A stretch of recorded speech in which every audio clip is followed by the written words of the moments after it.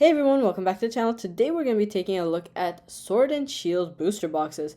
With so much happening in Scarlet and Violet, I thought we'd take a step back and take a look at the previous generation, one of the most fantastic generations of Pokemon with so many beautiful artworks and fantastic sets.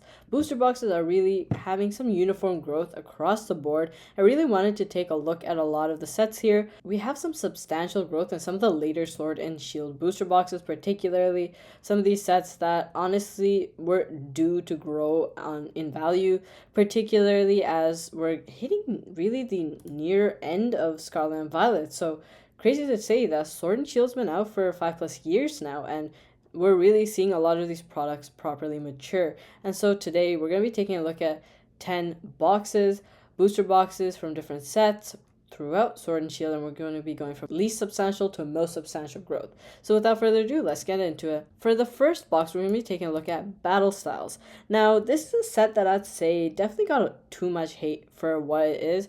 It's more so that the set focuses around a Pokemon that isn't really that loved, Urshifu. It's like a pseudo-legendary mythical as far as they really introduce it in the show and in the Sword and Shield games. That too, they were the focus of the DLC game, and so the set really wasn't focused on a big Pokemon, and so it really didn't garner too much love. We do have some known Pokemon such as Empoleon in this. We did have the Tyranitar, of course, as well, which is actually the #1 card in the set. If we take a look at TCG Player's overall ranking of the cards, we see that we have the Tyranitar, the Sleepy Tyranitar, going for $210 as a Pig Knight chilling there, sort of looking at Tyranitar eating all of the food there. The immediate subsequent card is so much less than that Tyranitar, going for $66. Rapid Strike Urshifu VMAX. And then we have the Empoleon, definitely a stunning artwork, this one. $51, kind of undervalued in my opinion. But then we see how many Urshifus there are in this set. Really, that is about it. It's just this like first 2 layers of cards that really have some value to them. And then we're just dropping dramatically down in the 3rd row. So there isn't too much to be offered in this set if you don't really like the Urshifus. Because apart from that, you really only have 2 Altards, and then you have this Houndoom and Trainer. So really just not a popular one. We don't even have her really featured in the show in a substantial way in the anime. Kind of detract from the set in that sense. But as is common with sealed booster boxes, regardless of the set, they do tend to do somewhat better than MSRP. Regardless, they will always grow. That's always the best thing about getting sealed booster boxes. There's almost always going to be growth there in the long term. And so this Battle Styles was at about, I'd say, 130 Canadian for the longest time. I'll put the translation to USD right up here. I saw it in stores for even like 115 even a year and a half ago. And so now we're seeing it kind of go up from 130 USD, and so it's kind of just been climbing in this sort of linear fashion, and now we've hit this 165 range. And honestly, this is one of the cheaper booster boxes of Sword and Shield. But regardless, still not a terrible set, some decent cards in there, and we're seeing some genuine growth. I just picked up one of this box for my collection because I have almost every Sword and Shield box, and I wanted to have this one in there as well. I got it for somewhat around that 115 to 130 range. So it has grown. So that's just like a sort of statement that I wanted to make about even the sets that don't hit that well. If you happen to want to get something from that set, the best thing to do is usually get the booster box. When it comes to future sets or any other sets we see in Scarlet and Violet, I would keep that in mind moving forward, particularly with the crazy hype where people are just buying up everything, buying up tons of Shroud and Fable. Like, of course, there are some nice cards in there, but I would call it the weaker link of the Scarlet and Violet era, and I always want to put the majority of my sort of sealed collection into the best sets possible, the best areas possible. But if you really love Shroud of Fable, I guess the booster box equivalent is like a Pokemon Center ETB, for instance. Some point down the line, we might get something like Battle Styles that comes out. If you want to really get something there, probably think about the booster box alone. Next up, we're going to be talking about Astral Radiance. This is a set with some tremendous trainer galleries and some fantastic alternate arts. Truly, it's a big jump between this and Battle Styles, as we see. One of the later Sword and Shield era booster boxes and sets, but really great because it has the trainer gallery. We had so many pulls in this. This was personally my first booster box I opened from this generation, and I have to say, one of the most fantastic opening experiences. Personally, for someone who's opened X and Y and Sun and Moon booster boxes with atrocious pull rates, Astral Radiance was just a fantastic breath of fresh air. This was a set that I really just found very compelling. Just looking at the set list, I really wanted to try and pull some of those trainer galleries, and I actually managed to. I got the Moltres, which was a really stunning artwork. It's the Galarian Moltres from the trainer gallery, where we have Gloria in the card as well. She's the female character you play in the Sword and Shield games. I remember I also pulled a rainbow Palkia, a gold Dialga V-Star, and a fantastic alternate art Beedrill, and that was from one booster box. So really fun pack opening experience for this set particularly. A lot of trainer gallery sets tend to have that experience, and so the price has now pretty much jumped from 180 all the way up to 228. And I have to say, this set really has a fantastic connection to the Arceus Legend game as well, which completely focuses on ancient Sinnoh, or the Hisui region. And that's really an area that wasn't explored in the anime, but particularly was in that game, and considered one of the best games ever. Like, it's probably in the top 5, I'd say, personally. I would put it there at least, and I've heard plenty of people genuinely listed there, even among games that were like Heart Gold, Soul Silver. So this is definitely a nice way to connect to that game. And of course, if we take a look, we see some fantastic artworks like this Machamp V, and I believe this is Stoon's side. So this is, if I'm correct, Gym Leader B's home. So she is the fighting type gym leader, and of course we have Machamp fittingly in this area. We also have the Starmie V and the Garchomp V, two sensational trainer galleries, and of course, naturally, because they are two of the most iconic duos in Pokemon in the anime in general. Even if we're not looking at the top 3, we have Origin Form Dialga and Palkia, this Beedrill card, fantastic Hisui and Sneasler. Even these sort of obsolete Pokemon tend to have pretty solid artworks in this set, like even this Hisui and Lilligant. These are the two sort of Titan boss Pokemon that you have to fight in the game, so I remember that was really great. Seeing the sort of connection there. And then Zacian V, and this is the Galarian Moltres I was referring to earlier. Moving on to Vivid Voltage, and this is a set that had some crazy hype around it when it first came up. Chunky Chew Rainbow VMAX Pikachu, really just crazy card at the time. Things sort of settled down and lost their hype after people stopped really seeing the rainbows as the best cards and sort of moved on and saw Altars, because Altars hadn't come out at this point. So when better arts came out and more compelling artwork came out, I should say, people just start enjoying that better.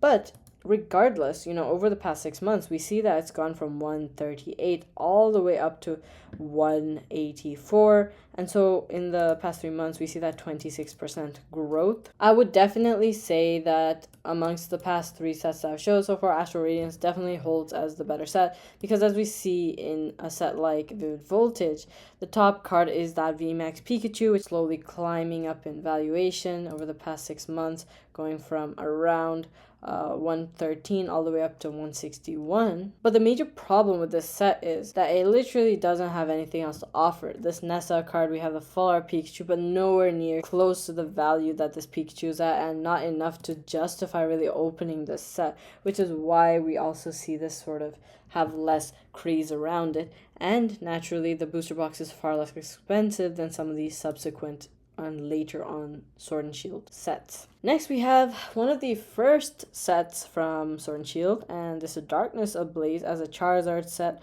I suppose it has to have some value, so it's actually been growing as well from 150 pretty consistently. If we even expand this to a year, we'll see that was 150, a slight drop back up there, and then took off to 195.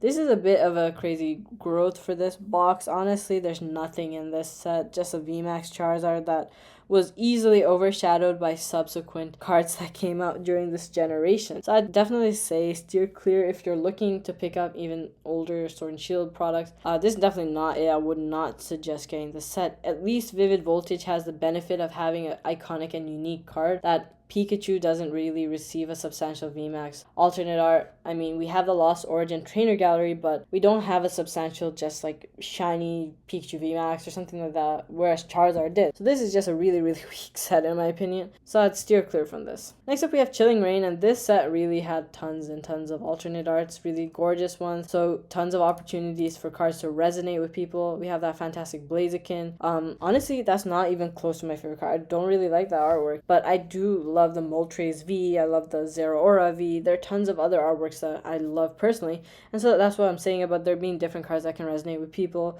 And so we see that over the past 6 months, it's gone from $203 all the way up to $342, and then back down to $313. I would hope to see this box come down a bit more. I actually have 2 of this particular one. You know, I do not like to see products just skyrocket like that and sort of inflate in value. So personally, for instance, I would say this is technically a really great set to have long term, because definitely one of the more, I mean, people literally dubbed this set Chilling Pain because it was so horrible to open, but as a sealed product it's pretty sweet and definitely a fairly strong set. So personally, in this collection of cards, I really only have the Snorlax. I do wish I got the Galarian Moltres when it was lower. I'm not really looking to pick up this card at 177. The Zeraora V, if I do ever come across it, I will definitely have to think about these 2 right here, the Galarian Articuno and the Zeraora V. Definitely absolutely stunning artworks, and this is in the Crown Tundra, if y'all didn't know. And we also have this tiny Rufflet here. This is a Galarian Articuno, so they all kind of appear in that Crown Tundra area. We have that tree that's kind of featured in the DLC for Sword and Shield. So lots of stuff happening here. Galarian Rapidash, some other VMAX alternates. Oh, I do have this one. I do have the Tornadus V and so forth. But anyway, this is a pretty solid set. As we see, there's like multiple lines of solid artworks in this. Next up, we have Silver Tempest, and this set is definitely one that's been a bit rocky for a while because it had these God packs that came out, and so people were literally guaranteed ultra rares, and so just tons and tons of cards being pulled, and so a lot of the set kind of dropped, and now it's kind of recovering. And as with everything in Sword Shield, about this time, December, it's just been exploding in value. Finally hit $238, and as we see for the set, some absolute bangers for the top pull. So the Lugia right here is absolutely sensational. Really, really gorgeous. My favorite artwork of the entire Sword and Shield era. I love this card. It's so great. And then we also have the Rayquaza VMAX. So for those people who missed out on getting that VMAX Altar Rayquaza from Evolving Skies, which is easily 600 plus, you know, there's this fantastic alternative with, of course, the trainer there, but not that noticeable, so it's not that much of an impact. Then we obviously have such an iconic duo, May, Ash's traveling partner, one of his friends from Generation 3, and her partner Blaziken. We have the VMAX and V variation, and this unknown card, which is completely unique, and I really love that unknown got a solid artwork and alt art. And then of course this gorgeous Superior V, which I think is just crazy undervalued. Such a great card, such a beautiful artwork. Trainer Gallery hits pretty hard in this set, and then a few alt arts like these 2 which are pretty solid as well, and it's been growing quite substantially. 4th largest gain we see Evolving Skies going for in the past 3 months, from $889 all the way to $1,313, and definitely this is not the end for this box. Of course, it's just going to keep growing. Even if, you know, at some point when the market reaches a brink point and sort of turns into a bear market, or even if it's just like a correction, regardless of what it is, definitely the set will bounce back, just as any sort of top tier set from any previous generation. You know, we see the historical trend for great sets, booster boxes particularly, getting a lot of love and attention. ETBs of course do as well, but definitely booster boxes hold the spotlight, and so this is definitely going to be long term a great choice. I mean, obviously it's really, really hard to pick it up right now at this price, but at the same time, you know, there's no way this box doesn't grow. Next up we have Lost Origin, and again, this is definitely one of the best sets from Sword and Shield. Personally, this is how I order my top 4 favorite sets from Sword and Shield. Goes this way: 1 is Crown Zenith, 2 is Evolving Skies, 3 is Brilliant Stars, and 4 is Lost Origin. And if we see this set particularly, we have some really, really great artworks. I mean, across the board, I think all 4 of the alt arts are really, really great. Even for Galarian Berserker, which is just a mid-range like Pokemon, the card is really solid, especially how these like golden coins shimmer. Very fun. The Rotom is such a good card. I mean, Rotom is a Pokemon that can enter a variety of appliances and basically turn into a different Pokemon type. So if it enters a fan, it becomes a flying type. If it enters a fridge, it becomes an ice type.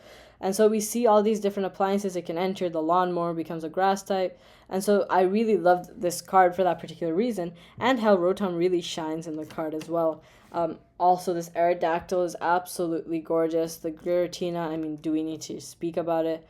So many ancient Pokemon in the Aerodactyl too. You know, Bastiodon, we Archeops, we even have Rampardos. So a lot of extinct Pokemon here naturally, as Aerodactyl is also an extinct Pokemon. So we're seeing it in ancient times there. And then the two Pikachus, which are absolutely insane. And funny enough, I pulled this card quite recently. I opened a few Walmart mystery packs, like the single pack ones. I hadn't opened anything in like forever. I just really felt like opening a few packs here and there.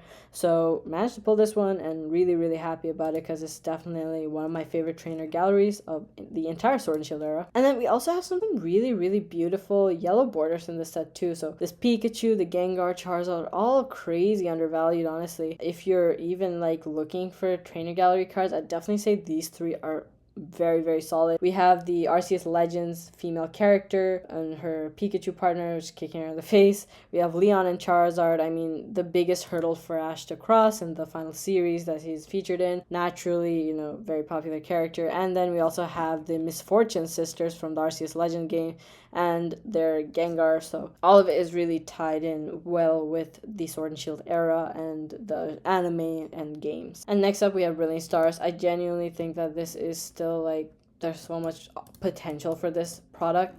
There is a crazy trainer gallery in this set, so many evolutions, so many great Pokemon, and of course 2 stunning alternate arts. Actually, I have to say, you know what, 3 stunning alternate arts. The Luminion's crazy beautiful too. We've seen it go from 188 all the way to 285. This set particularly was on the Pokemon Center for a really, really long time, and this is a set that I definitely wanted to have a substantial amount of in terms of cards as well. Like for instance, the trainer galleries, I picked up, you know, the Umbreons in both forms, the Mimikyu, the Sylveon, just because it's so great. I actually missed out on the V Sylveon, which is such a shame. But if we take a look at the set itself, we see that there's a stunning alternate art Charizard fighting against a Venusaur. Connected art is the one that appears in the Charizard UPC V form.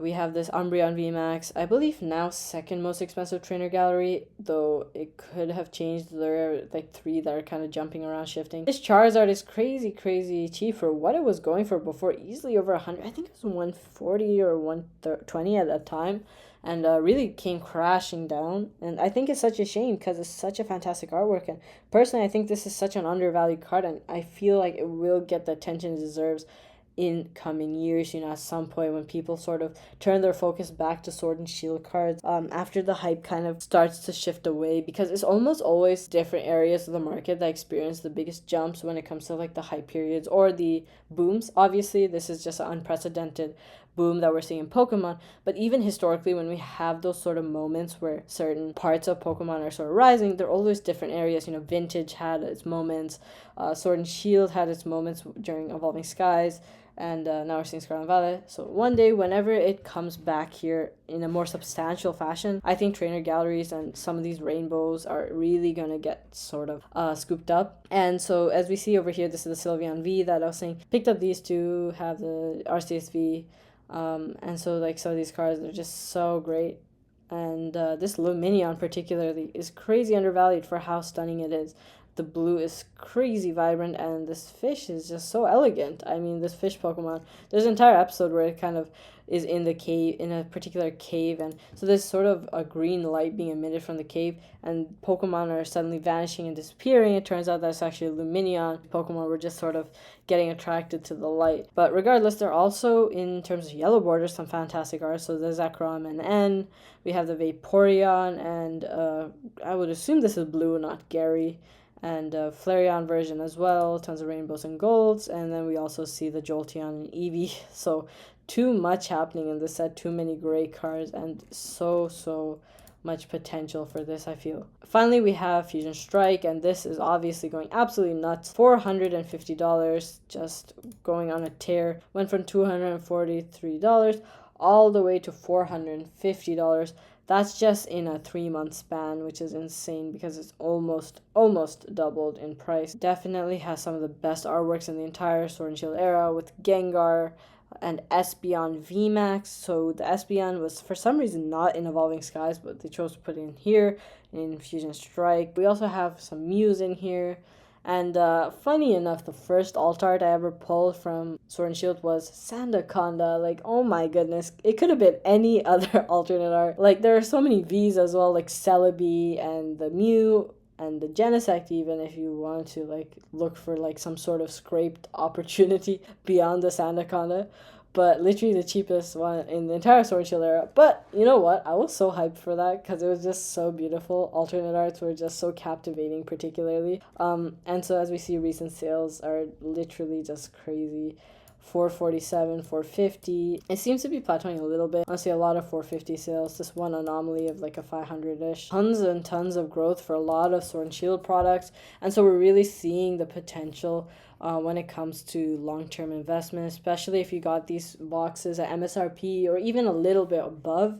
You know, you're really seeing the fruits of your labor and sort of your investment and your patience, particularly. You know, whenever it comes to investment, it's really about patience. It's about being able to wait for the deals in Pokemon genuinely. Like, sometimes I would see a booster box going for crazy prices, and then all of a sudden, you know, you might just come across it at a cheaper price. And sometimes, you know, you just have to take the hit and just be like, yeah, I missed this set, move on, and then be able to get some of the new products.